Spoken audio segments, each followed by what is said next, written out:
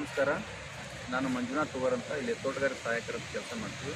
ಇದು ಮೊದಲೇ ಬಂದ್ಬಿಟ್ಟು ಏನೈತೆ ಅಂತಂದರೆ ಇದು ನಮ್ಮದು ಗದಗ ತೋಟಗಾರಿಕಾ ತರಬೇತಿ ಕೇಂದ್ರ ಆಗೈತೆ. ಇದು ಆಫೀಸ್ ಬಂದ್ಬಿಟ್ಟು ಇಲ್ಲಿ ಅಂತಂದರೆ ಗದಗ, ಧಾರವಾಡ, ಹಾವೇರಿ 3 ಜಿಲ್ಲೆಗಳಿಂದ ಏನಂತಂದ್ರೆ ರೈತ ಮಕ್ಕಳಿಗೆ ಇಲ್ಲಿ ತರಬೇತಿ ನೀಡಲಿಕ್ಕಾಗತ್ತೆ. ರೈತ ಮಕ್ಕಳಿಗೆ ತರಬೇತಿ ಅಂತ ಜೊತೆಗೆ ಏನಂತಂದರೆ ಇಲ್ಲಿ ಒಂದು ನರ್ಸರಿ ಕೂಡ ಇದೆ ನಮ್ಮದು ಗದಗ ತೋಟಗಾರಿಕೆ ಕ್ಷೇತ್ರ ಅಂತ. ಇಲ್ಲಿ ಮಕ್ಕಳಿಗೆ ಏನಂತಂದರೆ ಇಲ್ಲಿ ಹೂವು, ಹಣ್ಣು, ತರಕಾರಿ ಮತ್ತು ತೋಟಗಾರಿಕೆ ಬೆಳೆಗಳ ಬಗ್ಗೆ ಅದನ್ನು ಏನಾಗ್ತಂದ್ರೆ ಅದ್ರ ಬಗ್ಗೆ ತಿಳ್ಕೊಳ್ಳೋದು, ಅಂದರೆ ಬೆಳೆಯೋದು ಮತ್ತು ಅದರಲ್ಲಿ ಬರುವಂಥ ರೋಗ ಕೀಟಗಳ ಬಗ್ಗೆ ತಿಳ್ಕೊಳ್ಳೋದು ಮತ್ತು ಹತೋಟಿ ಕ್ರಮಗಳ ಬಗ್ಗೆ ಅಂತಂದರೆ ಮಕ್ಕಳಿಗೆ ಇಲ್ಲಿ ಮಾಹಿತಿ ನೀಡುತ್ತೆ. ಅಲ್ಲಿ ಊಟ ಸಹಿತ ಇದೊಂದು ತರಬೇತಿ ಕೇಂದ್ರ ಆಗಿರ್ತೈತೆ. 10 ತಿಂಗಳ ಅವ್ರಿಗೆ ಏನಂತಂದರೆ ಕೋರ್ಸ್ ಆಗಿರ್ತೈತೆ. ನರ್ಸರಿ ಬಂದ್ಬಿಟ್ಟು ಅಂತಂದರೆ ನಮ್ಮಲ್ಲಿ ಏನಾಗ್ತಂದರೆ ಇಲ್ಲಿ ಗದಗ ಭಾಗದಲ್ಲಿ ಹಾಗೂ ವಿವಿಧ ಇಲ್ಲಿ ರೈತರಿಗೆ ಏನು ಅನುಕೂಲ ಆಗಬೇಕಾಗ್ತಲ್ಲ, ಅದಕ್ಕೋಸ್ಕರ ಸರ್ಕಾರಿ ಯೋಗ್ಯ ದರದೊಳಗೆ ಏನಾಗ್ತದೆ ನಮ್ಮಲ್ಲಿ ಈಗ ತೆಂಗು, ಮಾವು, ಪೇರ್ಲ, ನೇರ್ಲ, ಅದೇ ರೀತಿಯಲ್ಲಿ ಹೀಗೆ ಅಲಂಕಾರ ಸಸ್ಯಗಳಾಗಿರ್ಬೋದು, ಕರಿಬೇವು, ಲಿಂಬೆ, ಹೀಗೆ ವಿವಿಧ ರೀತಿಯ ಸಸ್ಯಗಳೇನಾಗ್ತವೆ ಅಂತಂದರೆ ನಮ್ಮಲ್ಲಿ ಲಭ್ಯವಾಗಿರ್ತವೆ. ಸರ್ಕಾರಿ ದರದೊಳಗೆ ಏನಾಗ್ತಂದ್ರೆ ಸಾರ್ವಜನಿಕ ಹಾಗೂ ರೈತರಿಗೆ ಕೂಡ ಅಂತ ಲಭ್ಯ ಸಿಗ್ತವೆ. ಅದ್ರ ಜೊತೆಗೆ ಏನಾಗ್ತಂತಂದರೆ ಇದ್ರದ್ದು ಸದುಪಯೋಗನ ಎಲ್ಲರೂ ಕೂಡ ಪಡ್ಕೋಬೇಕಾಗ್ತ. ಮೇಲಾಗಿ ಅಂತಂತಂದರೆ ಇಲ್ಲಿ ನಮ್ಮ ಸಾರ್ವಜನಿಕರಾಗೂ ರೈತರು ಏನಾದ್ರು ನಮ್ಮ ಫೀಡ್ಬ್ಯಾಕ್ ಕೊಟ್ಕೊಂತ ಹೋದಂತ ಅದನ್ನು ನಾವು ಕೂಡ ಅಳವಡಿಸ್ಕೊಳ್ತೀವಿ. ಅದು ಮುಂದಿನ ದಿನಮಾನದೊಳಗೆ ಏನಂತಂದ್ರೆ ರೈತರಿಗೆ ಯಾವ ರೀತಿಯ ಸಸ್ಯಗಳು ಅದು ಯಾವ ರೀತಿಯ ಗುಣಮಟ್ಟದ ಸಸ್ಯಗಳು ಬೇಕಾಗುತ್ತೋ ಅದನ್ನೆಲ್ಲ ನಾವು ಅಳವಡಿಸ್ಕೊಳ್ತಾ ಮತ್ತೇನಂತಂದರೆ ಮತ್ತಷ್ಟು ಉತ್ತಮ ಗುಣಮಟ್ಟದ ಸಸ್ಯಗಳನ್ನು ಮತ್ತು ಯೋಗ್ಯ ದರದೊಳಗೆ ಅಂತ ನಾವು ರೈತರಿಗೆ ಹಾಗೂ ಸಾರ್ವಜನಿಕರಿಗೆ ಕೊಡಲಿಕ್ಕೆ ನಾವು ಪ್ರಯತ್ನ ಮಾಡ್ತೀವಿ ಹೇಳ್ತೀನಿ. ನಮಸ್ಕಾರ.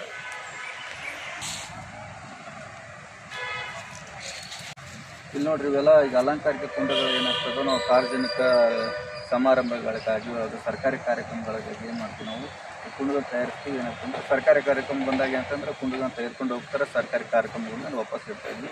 ಅದೇ ರೀತಿಯಲ್ಲಿ ಅಂತ ಇದ್ರ ಉದ್ದೇಶ ಅಂತಂದರೆ ಪ್ರತಿಯೊಬ್ಬರು ಕೂಡ ತಮ್ಮ ಮನೆಯೊಳಗೆ ಏನಂತಂದರೆ ಅಲಂಕಾರಿಕ ಒಟ್ಟು ಅಂದರೆ ಏನಂತಂದರೆ ಸಣ್ಣದೊಂದು ಜಾಗ ಕೂಡ ಇಲ್ಲ ಅಂದರೂ ಕೂಡ ಪರವಾಗಿಲ್ಲ, ಕುಂಡದಲ್ಲಿ ಕೂಡ ಏನಂತಂದ್ರೆ ಸಸಿಗಳನ್ನು ಬೆಳೆಸ್ಬೋದು.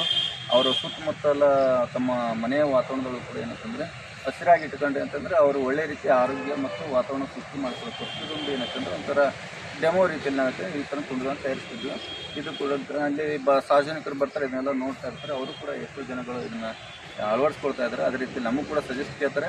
ನಾವು ನಮ್ಮಲ್ಲಿ ಇರೋಂಥ ಅಲಂಕಾರ ಸಸಿಗಳನ್ನ ಕೊಡ್ತೀವಿ ಮತ್ತು ಕುಂಡಲಗಳನ್ನ ಹೊರಗಡೆ ತರ್ತಾರೆ, ತಂದುಬಿಟ್ಟೆ ಅಂತಲ್ಲ ಅವರು ಕೆಲವೊಂದು ನಮಗೂ ಕೇಳ್ತಾರೆ. ಅವಾಗ ನಾವು ಅವ್ರಿಗೆ ಎಷ್ಟಾದಷ್ಟು ಮಾರ್ಗದರ್ಶನ ಕೊಡ್ತೀವಿ.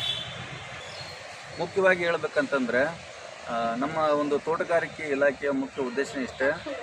ಹೊರಗಿನ ಒಂದು ಏನಂತಂದರೆ ಸಸಿಗಳು ಏನಂತಂದರೆ ತುಂಬ ಕಾಸ್ಟ್ಲಿ ಆಗಿರ್ತವೆ.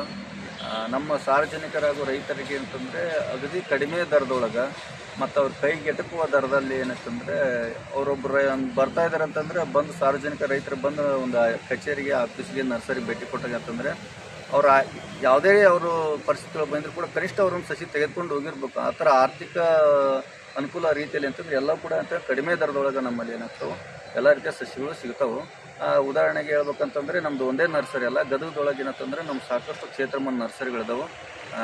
ನರಗುಂದ ಆಗಿರ್ಬೋದು, ಮುಂಡ್ರಿಗೆ ಆಗಿರ್ಬೋದು, ಅದೇ ರೀತಿಯಲ್ಲಿ ನಮ್ಮ ಗದಗ ಆಗಿರ್ಬೋದು. ಹೀಗೆ ನಮ್ಮ ಗದಗ ಜಿಲ್ಲೆಯೊಳಗೆ ವಿವಿಧ ಕ್ಷೇತ್ರಮಂದು ನರ್ಸರಿಗಳಿದಾವೆ. ಅಲ್ಲೆಲ್ಲ ಏನಂತಂದರೆ ಸಾರ್ವಜನಿಕರು ಕೂಡ ಭೇಟಿ ಕೊಡ್ಬೋದು. ಭೇಟಿ ಕೊಟ್ಟೆ ಅಂತಂದರೆ ಸಸಿ ವಸ್ತುಗಳನ್ನು ಏನಂತ ತಾವು ನೋಡ್ಬಿಟ್ಟೆ ಅಂತ ಬೇಕಾದ ಸಸಿಗಳಂತ ಅಂತ ಸರ್ಕಾರಿ ದರದೊಳಗೆ ತೆಗೆದುಕೊಳ್ಬೇಕು ಅಂತ ಹೇಳ್ತೀನಿ. Thank you.